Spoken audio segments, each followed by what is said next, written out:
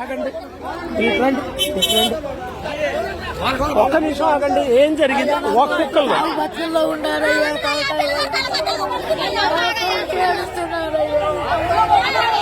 ఏమైంది? ఒక్కొక్కరు చెప్పండి.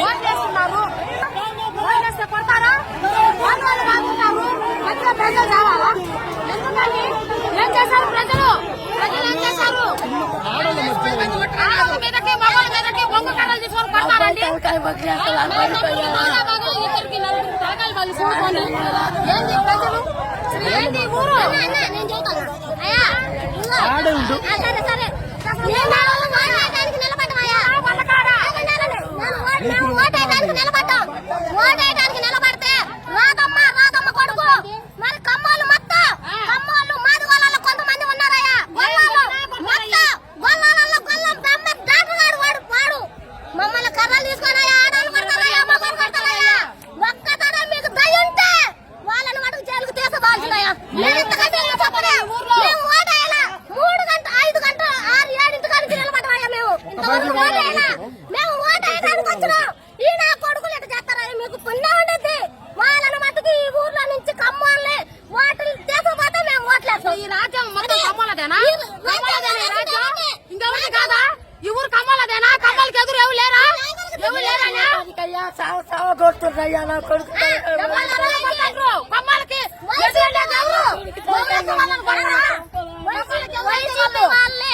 ఒక్కళ్ళు కూడా ఎదురు తిరగలేదన్న. ఒక్క వైసీపీ నాయకుడు కూడా ఏ కాస్ట్ వాడైనా కానీ ఒక్కళ్ళు కూడా ఎదురు తిరగల. టీడీపీ నాయకులు మొత్తాన్ని కొట్టిర్రు, తలకాల బగలు కొట్టిర్రు. నిలబడ్డా కానీ కొట్టిరయ్యా.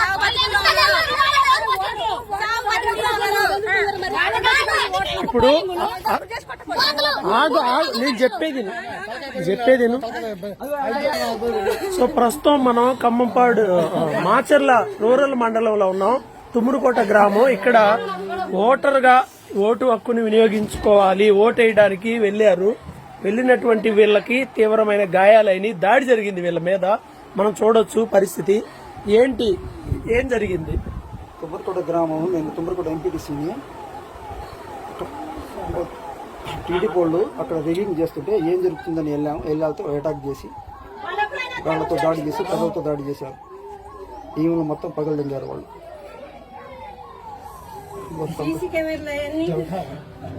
అక్కడ కేవలం కావాలని పోలింగ్ శాతం వైసీపీకి అనుకూలంగా ఉందని వాళ్ళకి తెలిసి లోపలికి వెళ్లి మహిళల మీద అరాచకం చేసి ప్రశాంతంగా పోలింగ్ జరుగుతున్న చోట వెళ్లి మహిళలను కొట్టి భయభ్రాంతులు చేసి అక్కడ సీసీ కెమెరాలన్నీ పీకేసి అదేందని మేము వెళ్లి నేను ఒక మీడియాని మీడియా మీద నేను మీడియా కవర్ చేస్తున్న మీద పోయి నా మీద అటాక్ చేసి మీరు వైసీపీకి సానుకూలంగా ప్రవర్తిస్తున్నారని చెప్పి అందుట్లో నేను వైసీపీ మండల కన్వీనర్ని, ఎంపీటీసీ కార్యకర్త మా మీద కావాలని రాళ్లతోటి కర్రలతోటి దాడి చేసి అదేవిధంగా భయభ్రాంతులకు గురి చేసి అక్కడ సీసీ కెమెరాలను కూడా మొత్తం పీకేసి అక్కడ విజువల్స్ ఉన్నాయి చూడమనండి. పోలీసులు వైఫల్యం చెందారు. ప్రశాంతంగా జరుగుతున్న గ్రామంలో కావాలని టీడీపీ నాయకులు కావాలని బ్రహ్మారెడ్డి ప్రోద్బలంతో అక్కడ ఈ అరాచకం చేశారు. కావాలంటే అక్కడ చూస్తున్న వాళ్ళు వీడియో విజువల్స్ ఉన్నాయి చూడండి. ఎవరిది తప్పో అర్థమవుతుంది. ప్రజలారా, ముఖ్యంగా తుమ్మూరుకోట ప్రజలకి నేను ఇదే ముఖ్య విజ్ఞప్తి. మన ఎస్సీ, ఎస్టీ, బీసీ మైనార్టీలను అనగదొక్కాలని వీళ్ళు టీడీపీ వాళ్ళు, ఒక సామాజిక వర్గానికి చెందిన వాళ్ళు, వీళ్ళు కావాలని మన మీద దాడి చేస్తున్నారు.